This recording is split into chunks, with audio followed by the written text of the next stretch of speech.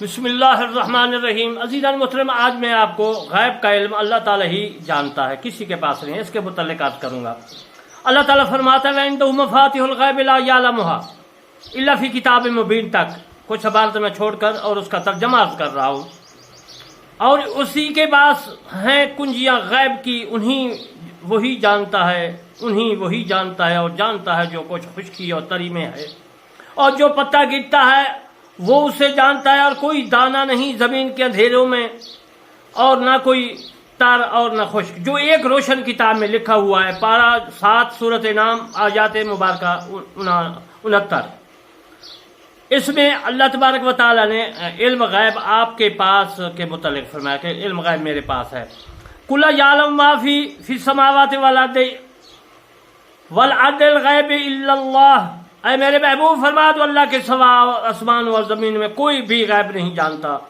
تلک من انباء الغیب نوحیہ الیک، اس آیات مبارکہ میں اللہ تبارک و تعالیٰ نے فرمایا ہم تیری طرف یہ غیب کی خبریں وحی کرتی ہیں، انہیں اس سے پہلے نہ تو نہیں جانتا تھا اور نہ تیری قوم جانتی تھی۔ وما کان لبشر ان یکلم اللہ الا وحیا، پوری آیات مبارکہ پارہ 25 سورۃ شورى اور آیات مبارکہ 51۔ اور کسی بشر کا یہ مقام نہیں ہے کہ اللہ اس سے کلام فرمائے مگر وحی کے ذریعے، یا حجاب پردہ کے پیچھے ہو، یا کوئی فرشتہ بھیجے کہ اس کے حکم سے وہی کرے جو وہ چاہے، بے شک وہ بلندی اور حکمت والا ہے۔ اجل محترم، یہ تو میں نے عرض کیا کہ غیب کا علم خدا تعالی ہی جانتا ہے۔ اطلاع علی الغیب یعنی غیب کے اوپر اطلاع دینی، خبر دینی، اس کے متعلق میں عرض کرتا ہوں۔ وَعَلَّمَ آدَمَ الْأَسْمَاءَ كُلَّهَا ثُمَّ عَرَضَهُمْ عَلَى الْمَلَائِكَةِ، پہلا پارہ سورۃ بقرہ آیات مبارکہ 31۔ اللہ تعالیٰ نے آدم کو سب چیزوں کے نام سکھائے، پھر تمام اشیاء فرشتوں پر پیش کی۔ وعن ابن عباس علمہ اسم کل شیء، اس کے متعلق فرماتا ہے کہ حضرت ابن عباس روایت کرتے ہیں کہ ان کو یعنی حضرت آدم علیہ السلام کو تمام چیزوں کے نام سکھا دیے گئے، یہاں تک کہ پیالی اور چیلو کے بھی۔ تفسیر مدارک میں یہ موجود ہے۔ اب میں آپ کو یہ ثابت کروں گا کہ اللہ تبارک و تعالیٰ جو ہے علم غیب کسی کو بتا دے، اطلاع علی الغیب یعنی اطلاع دے علی الغیب پر، غیب کے اوپر۔ اللہ تعالیٰ نے حضرت آدم علیہ السلام کو تمام ملائکہ کے اسماء، تمام چیزوں کے اوصاف اور ان کے حالات اور تمام مخلوق کے اسماء بتا دیے۔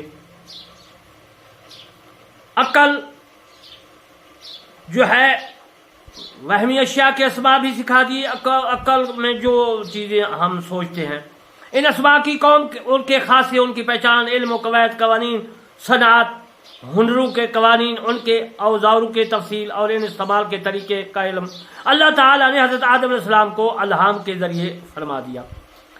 دینی اور دنیاوی جو نفع میں چیزیں استعمال ہوتی ہیں وہ بھی بتا دی، حیوانات، جمادات، شہروں، گاؤں، پردوں، درختوں کے نام جو قیامت تک پیدا فرمائے گا، کھانے پینے کے اسماء، بہشت کے نعمتوں نام بتا دیے گئے۔ حدیث شریف میں ہے علمہ 700,000 لغات، حضرت آدم علیہ السلام نے کو اللہ تبارک و تعالیٰ نے 7 لاکھ زبانیں سکھا دی۔ علمہ اللغات کلہا، ان کا سب جو ہے ان کو سب زبانیں بتا دی گئی۔ خازن اور کبیر میں یہ، اور میری تفسیر کرمانی صفحہ نمبر 53 اور جلد اول میں نے بھی لکھا ہے۔ ان کو گزشتہ اور مستقبل چیز اس کے استعمال بتا دیے۔ ابو سعود تفسیر میں موجود ہے۔ عالم الغیب فلا یظہر علی غیبہ احدا الا من ارتضی من رسولہ، 25 پارہ سورۃ جن آیات جو ہے 26 اور 27۔ غیب کا جاننے والا تو اپنے غیب پر کسی کو مسلط نہیں کرتا سوائے اپنے پسندیدہ رسولوں کے۔ وَعَلَّمْنَاهُ مِن لَّدُنَّا عِلْمًا، سورۃ کہف پارہ 15 آیات 65۔ اور اس کو اپنا علم لدنی عطا کیا۔ وکیل العلم لدنی ما حاصل للعبد بطریق الالہام، کہا گیا کہ علم لدنی وہ ہوتا ہے جو بندہ کو بطریق الہام حاصل ہو۔ تفسیر مدارک میں موجود ہے۔ وما هو علی الغیب بدنین، پارہ 30 سورۃ تکویر آیات 26-24۔ اور یہ نبی محمد صلی اللہ علیہ وسلم غیب بتانے میں بخیل نہیں ہے۔ رسول اللہ صلی اللہ علیہ وسلم کے پاس غیب کا علم آتا ہے، وہ تم کو سکھاتا ہے اور جو ہے بخل نہیں کرتے۔ معلم التنزیل تفسیر میں موجود ہے۔ یا ایھا الذین آمنوا لا تسألوا عن اشیاء ان تبد لکم तसूकुम। ऐ ईमान वालो, ऐसे सवाल मेरे महबूब से न क्या करो कि अगर तुम पर ज़ाहिरी कर दिए जाएं, यानी कि ज़ाहिर कर दिए जाएं, तो तुम्हें नापसंद हो। इल्म गायब के मुतल्लिक हदीस शरीफ में है कि हज़रत अब्दुर्रहमान बिन ऐश रज़ी अल्लाह ताला अन्हु कहते हैं कि रसूल सल्लल्लाहु अलैहि वसल्लम ने इरशाद मुबारक फरमाया, मैंने अपने रब को हसन सूरत में देखा, अल्लाह ताला ने अपना हाथ कुदरत मेरे सीना पर रखा, जिसकी ठंडक मैंने अपने दिल में, बस सब आसमान और ज़मीन को अशिया को मैंने समझ लिया। मिशकात शरीफ बाबुल मसाजिद में ये मौजूद है। बेशक अल्लाह ताला ने मेरे सामने तमाम दुनिया को पेश कर दिया, बस मैंने उस जहान और जो उसमें क़यामत तक होने वाला है इस तरह देख रहा हूँ जिस तरह अपने इस हाथ को देखता हूँ। शरा मुहैबुल दीना और जरकानी में भी मौजूद है। हज़रत उमर बिन खिताब रज़ी अल्लाह ताला रवायत करते हैं कि रसूलुल्लाह सल्लल्लाहु अलैहि वसल्लम ने हम में से एक मकाम पर ठहरे, बस हमको इब्तिदा पैदाइश की खबर दी, तमाम सुना दी, हत्ता कि बहसी लोग अपने ठिकानों में पहुंच गए और दोस्त की अपने ठिकानों में पहुंच गए। जिसने इस बात को याद रखा उसने इस बात को याद रखा, और जो भूल गया सो वो भूल गया। बुखारी शरीफ किताब बदल खलक, मिशकात बदल खल्क में ये मौजूद है हवाला, जो हदीस मैंने सुनाई है आपके सामने।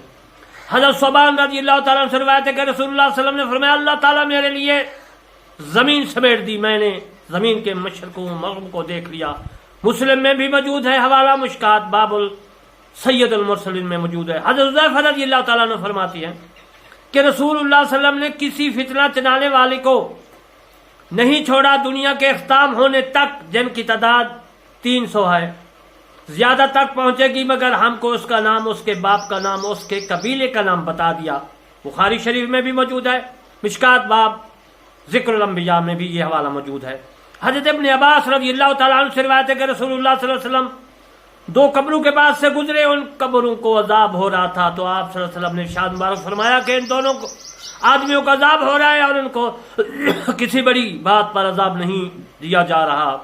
तो इनमें से एक खड़े होकर पेशाब किया करता, जिसकी वजह से उसके टांगों पर पेशाब के छींटे पड़ते थे, जिस तरह ऊँट पेशाब करता है, बल्कि ये ऊँट भी चलाता था, तो ये पेशाब की छींटों से एहतियात नहीं करता था। और दूसरा चुगलियाँ किया करता था, चुगलखोर था।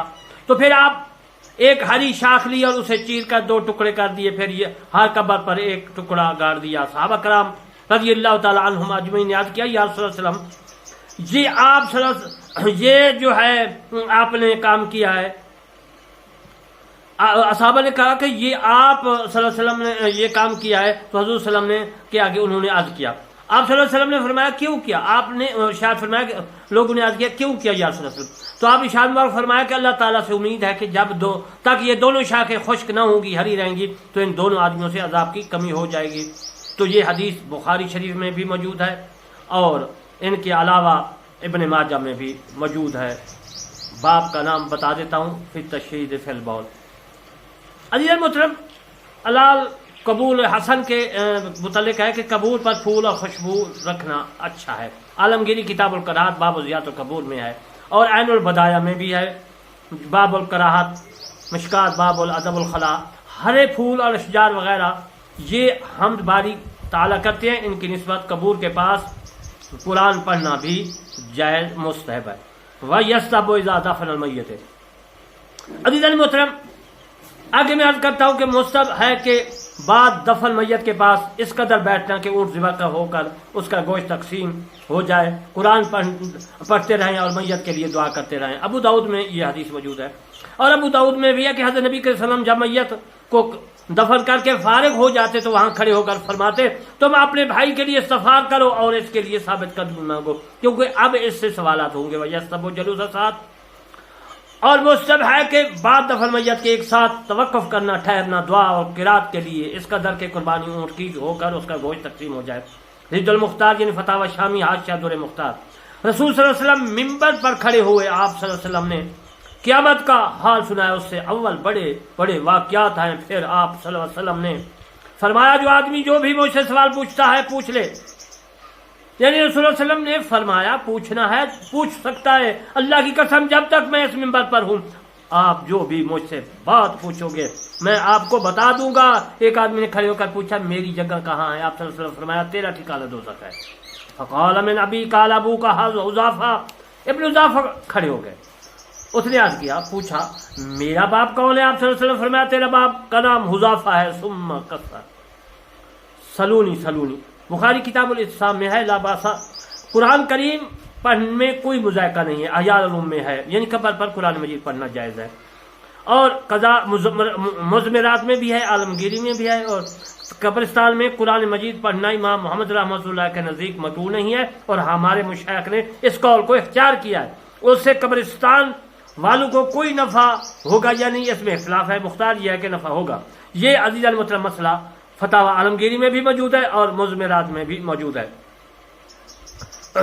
قرات میں حضرات کا قبرستان میں پڑھنا، قبر کے پاس قرات قرآن کریں، اس میں علماء کا اختلاف ہے، مختار یہ ہے کہ مکروہ نہیں ہے۔ فتح القدیر، اب فارسی کے میں چند پڑھ دیتا ہوں، بات حافظہ را برائے قرات قرآن نشانند، اس کا یعنی کہ نزد قبر دریں مسلمان علماء اختلاف است، مختار ہمیں است کہ جائز است الی آخری۔ حفاظ کا قرات قرآن کے لیے قبر کے نزدیک بیٹھنا، اس مسئلہ میں علماء کا اختلاف ہے، مختار یہ ہے کہ جائز ہے۔ آخر میاتا مسائل اور سوال ہشتادم سوم خزانت اور روایات میں بھی موجود ہے، اور کتاب مفید المستفید میں بھی موجود ہے۔